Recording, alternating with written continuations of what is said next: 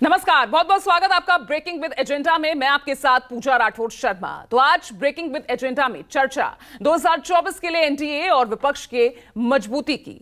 दोनों को कुनबा उनका मजबूत हो ही रहा है, ये सब देख रहे हैं। सबसे पहले बात कर लेते हैं विपक्ष की।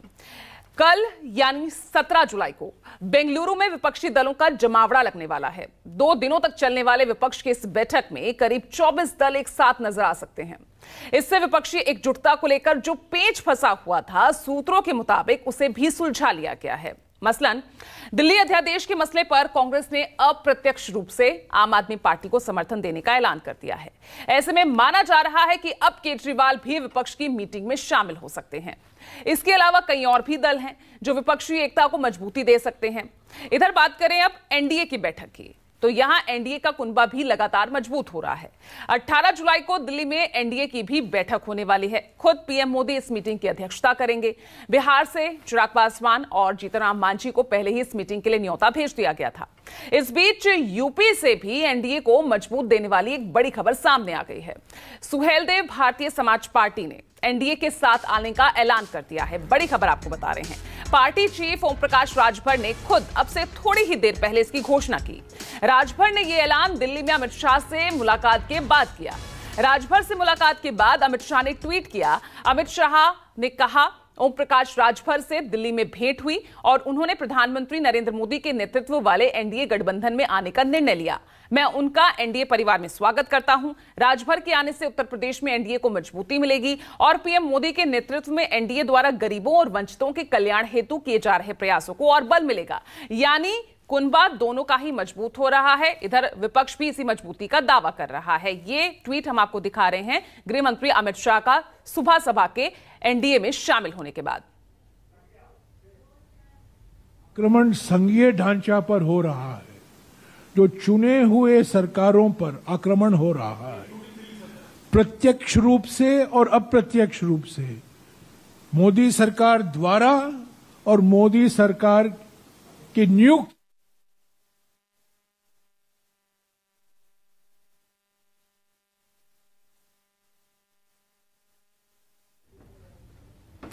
चलिए, तो आज बड़ी खबर ये सामने आ गई है। हालांकि कयासों का दौर तो हर तरफ ही चल रहा था। लगातार खबरें आ रही थी दिल्ली में ओपी राजभर हैं, मुलाकात वो कर रहे हैं।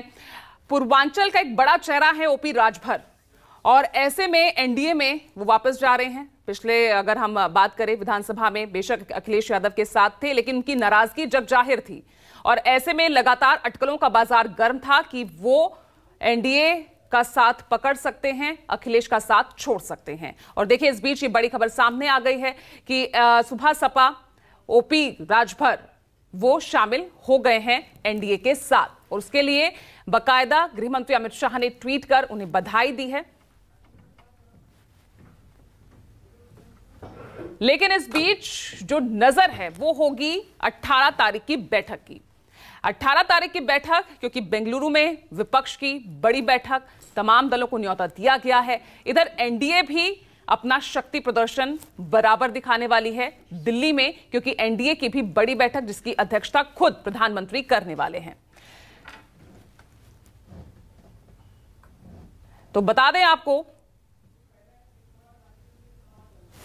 चलिए, तो सवाल लेकिन अब भी यह बरकरार है कि आखिर मोदी के सामने टिकेगा कौन। आज इन्हीं मुद्दों को लेकर हम चर्चा करेंगे। मेरे साथ बड़ा पैनल मौजूद रहेगा, लेकिन सबसे पहले मैं रुक करने वाली हूं मेरे सहयोगी राजीव रंजन का। राजीव, 17-18 ये 2 दिन सभी की नजर बैठकों पर रहेगी। 18 तारीख बेंगलुरु जहां विपक्ष की बड़ी बैठक, तो वहीं दिल्ली में भी एनडीए बड़ी बैठक करने जा रहा है। दोनों ही अपने कुनबे को मजबूत करने की तैयारी में। लेकिन इस बीच जो ये बड़ी खबर, राजभर का एनडीए में शामिल होना, कितनी मजबूत एनडीए अब आगे दिख सकती है यूपी में, तो वहीं कितना नुकसान अखिलेश यादव समेत पूरा विपक्षी दल यूपी में उठा पाएगा।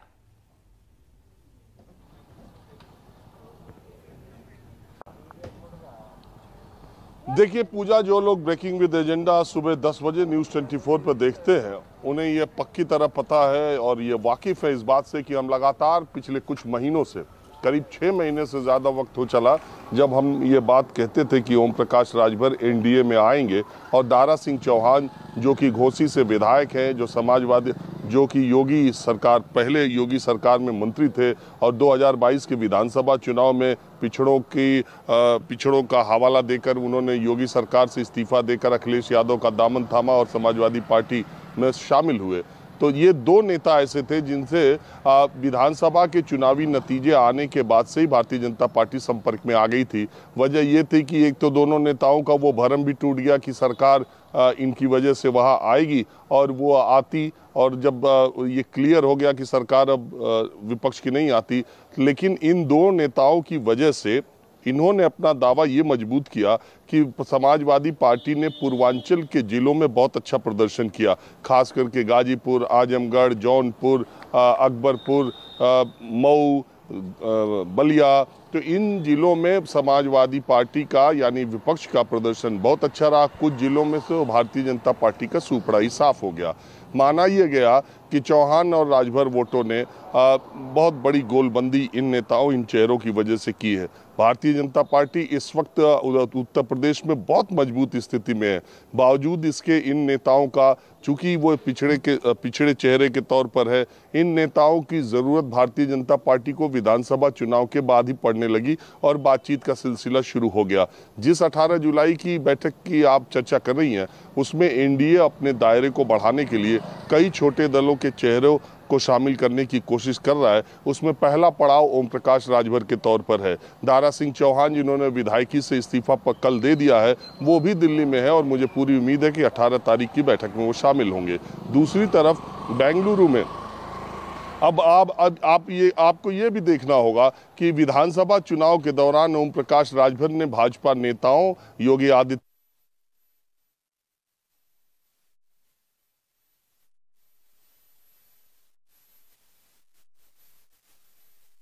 चाहे एनडीए हो चाहे पीडीए हो, सबको वोटों की दरकार है, सबको सीटों की दरकार है। इसलिए पीछे क्या कहा गया, किससे क्या संपर्क रखा गया, ये जो है ज़्यादा इम्पोर्टेंट नहीं रखता है।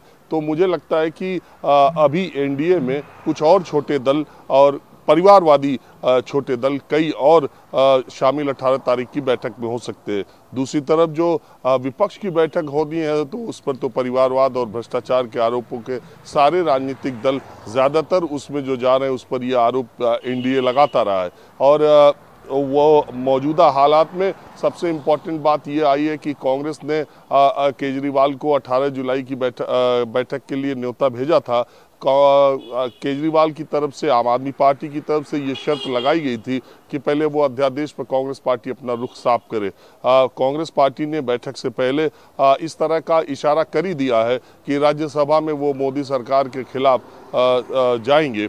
तो ये कांग्रेस का अपना एक स्टैंड है कि वो राज्यसभा में दो बातें हैं कि राज्यसभा में केजरीवाल के साथ दिखना चाहेगी कांग्रेस या मोदी सरकार के खिलाफ दिखना चाहेगी। कुल मामला कांग्रेस और केजरीवाल का फंसा है दो राज्यों में, एक है दिल्ली, दूसरा है पंजाब। पंजाब में 8 सीटिंग है। 2019 में 8 लोकसभा सांसद कांग्रेस के जीते थे। बीजेपी के सारे सांसद दिल्ली में जीते हुए हैं। आम आदमी पार्टी लोकसभा की दृष्टि से बहुत कमजोर पार्टी है, और लेकिन विधानसभाओं में उसकी जो धमक हाल के चुनाव में रही है पंजाब में, तो इसके आधार पर वो लोकसभा में कांग्रेस पार्टी के सामने दो हाथ करने की तैयारी कर रही है। तो अब विपक्ष की बैठक में शामिल होना केजरीवाल को तय करना है, लेकिन मुझे नहीं लगता कि आम आदमी पार्टी अपना दावा दिल्ली और पंजाब के लोकसभा सीटों से उस कदर छोड़ेगी जितने की अपेक्षा कांग्रेस पार्टी कर रही है।